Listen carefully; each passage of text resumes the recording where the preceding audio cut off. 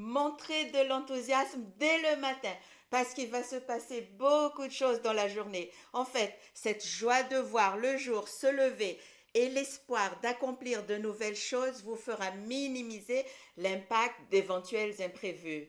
Aujourd'hui, nous allons voir comment l'enthousiasme peut révolutionner votre entreprise. Sur mon show, je trace la voie. Tout pour les femmes, un flambeau dans l'ombre. Pour leur épargner des drames. Bonjour à tous, je m'appelle Clovisia Touvent et c'est avec un élan de bonne humeur que chaque lundi, je vous rencontre sur le podcast Succès Matinal. C'est comme ça que je vous amène un peu plus dans les coulisses de l'entrepreneuriat en solo. Allons-y pour une 15e épisode. Mais d'abord, voyons voir ce qu'est l'enthousiasme. Il s'agit d'une attitude positive, énergique et motivante qui peut être durable. En effet, il stimule la motivation, ce qui peut mener à une productivité accrue.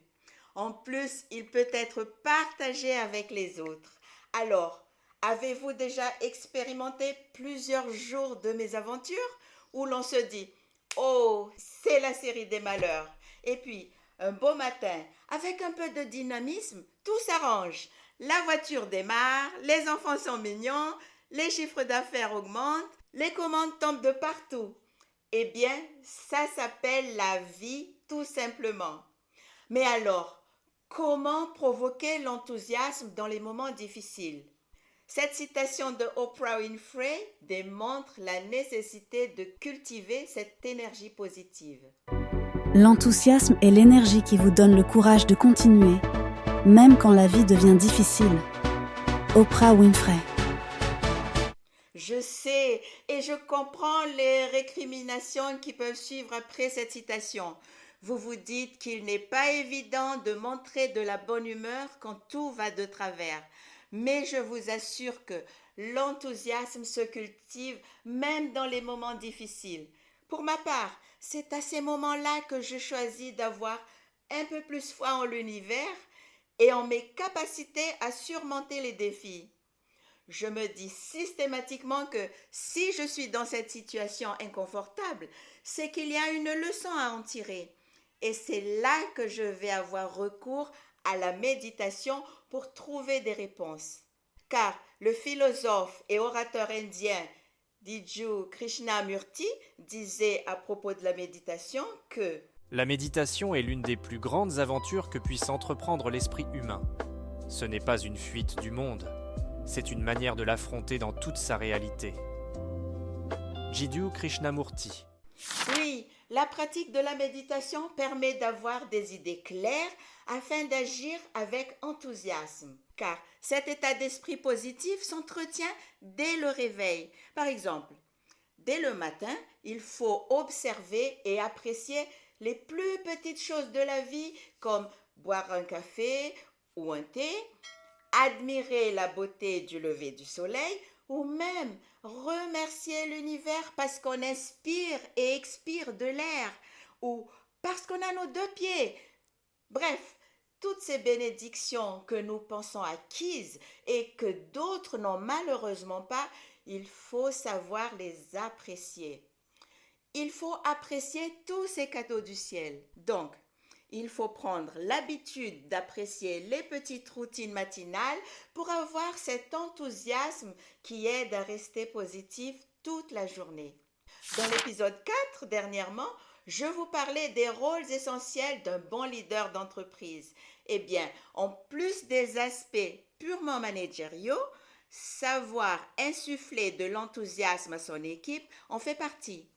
En effet, un dirigeant d'entreprise enthousiaste est souvent une source d'inspiration puisqu'il transmet de l'énergie positive qui peut fédérer et motiver les équipes. Par ailleurs, cet entrain crée une culture d'entreprise qui renforce l'engagement des salariés, ce qui peut considérablement réduire le taux de rotation, plus connu comme la démission. Alors, comment optimiser l'enthousiasme pour vite profiter de ses bienfaits? Puisque l'enthousiasme stimule la motivation intrinsèque et peut mener à une productivité accrue, il faut le cultiver. Si le lundi, ça ne va pas, on continue le mardi et le mercredi et le jeudi. Vous allez voir que ça va finir par aller très bien. Et tout cela s'appelle l'apprentissage et non pas un signe qui incite à abandonner. Ça nous remet les pendules à l'heure, les pieds sur terre, la tête sur les épaules et c'est tout. En revanche, quand on comprend et qu'on encaisse tout avec enthousiasme, les solutions pour un bon dénouement se présentent rapidement. Alors, la question qui se pose souvent est: l'enthousiasme est-il contagieux? Bien sûr qu'il est contagieux, car il peut se propager à d'autres personnes qui partagent votre joie et votre exaltation.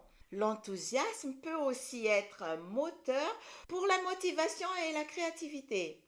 Le fait est qu'il apporte de l'énergie et de l'inspiration pour poursuivre vos objectifs avec détermination. Par ailleurs, il est prouvé que traîner avec des personnes enthousiastes vous tire vers le haut, vous tire vers des pensées plus positives qui sont de vrais déclencheurs de succès. A contrario, supposons que vous vivez dans un entourage où la personne la plus influente est de nature pessimiste et se plaint de tout et de rien. Très vite, vous penserez comme elle et tomberez dans la déprime sans que vous ne l'ayez vu venir.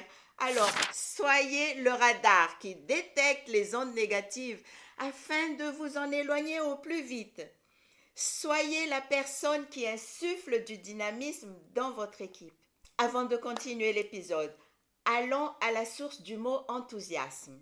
Le terme enthousiasme trouve son origine dans le mot grec enthousiasmos, qui signifie littéralement inspiration divine ou possédé par un dieu. Les poètes grecs comme Homère ou Pindarès étaient souvent considérés comme des intermédiaires entre les dieux et les hommes capables de capter une énergie divine pour la transmettre à travers leurs œuvres. Dans ce contexte, chanter l'enthousiasme pourrait signifier célébrer cette force inspiratrice qui anime le poète, le pousse à créer et qui, à travers lui, élève l'âme de ses auditeurs ou lecteurs. C'est un moment où l'art devient une expression divine, où le poète devient un canal pour une énergie qui dépasse l'humain.